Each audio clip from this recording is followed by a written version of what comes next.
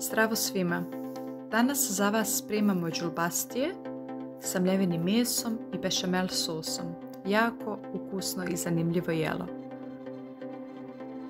Pa počinjemo sa pripremom. Crveni luk sitno isjeckati i dodati u mljeveno meso.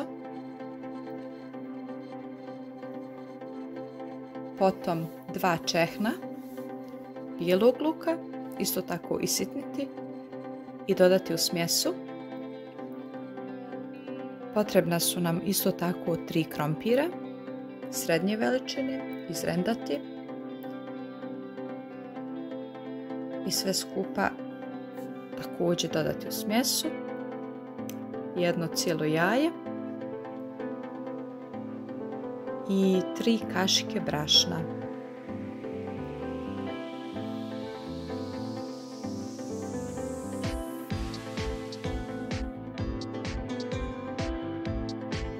Kad smo sve to dodali, miješamo. Najbolje sa rukom da bi dobili kompaktnu smjesu.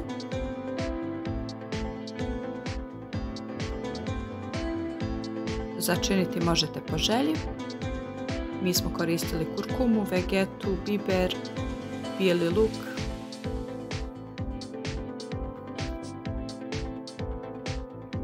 Nakon toga oblikujemo đulbastije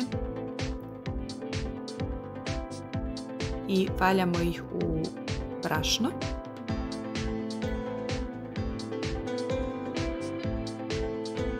Prije toga pripremimo tavu sa uljem da se dobro zagrije i pržimo đulbastije.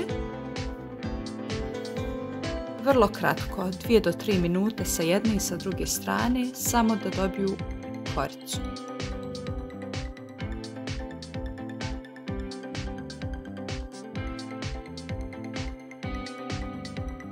I vadimo ih u pleh.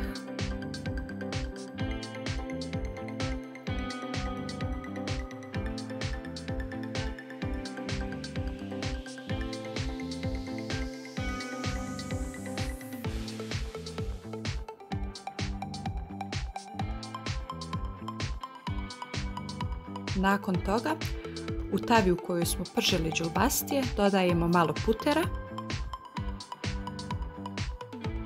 i 2 kašike brašna. Potom sve to skupa miješamo da nam se ne bi stvorile grudvice.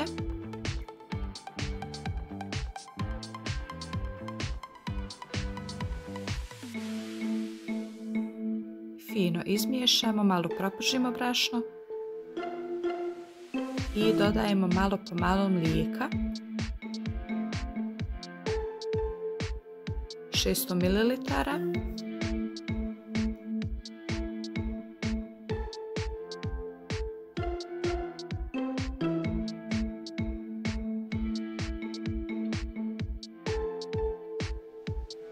I sve to kuhate kratko.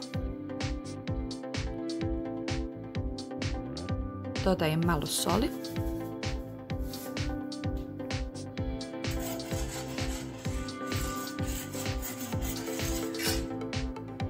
I 100 ml vrhnja za kuhanje. Malo začina. Mi smo koristili bosiljak, ruzmarin, to je mješavinu začina.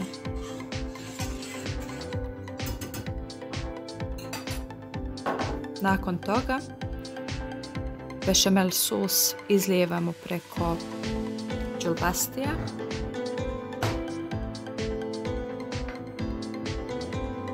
Đulbastije je potrebno dobro natopiti sa bešamel sosom.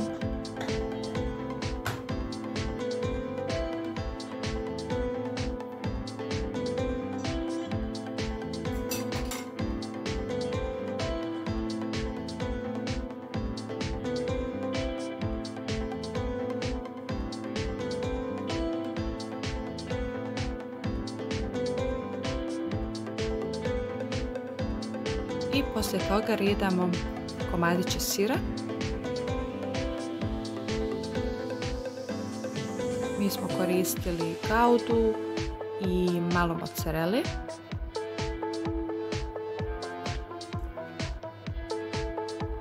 Kako bi se sve fino istopilo i bilo jako ukusno. Nakon toga đulbastije su spremne za pečenje. Đulbastije stavljamo u rirnu i pečemo na 200 stepeni nekih 30 minuta. I to je to, đulbastije su gotove. Na stolu imate jako ukusno jelo. Kao prilog možete poslužiti šta vi želite i volite. Mi smo se odlučili ovaj put da to budu gljive. A uz to rabazanske lepine su također neizostavne. Ukoliko vam se svidio naš video, lajkajte i zapratite naš kanal.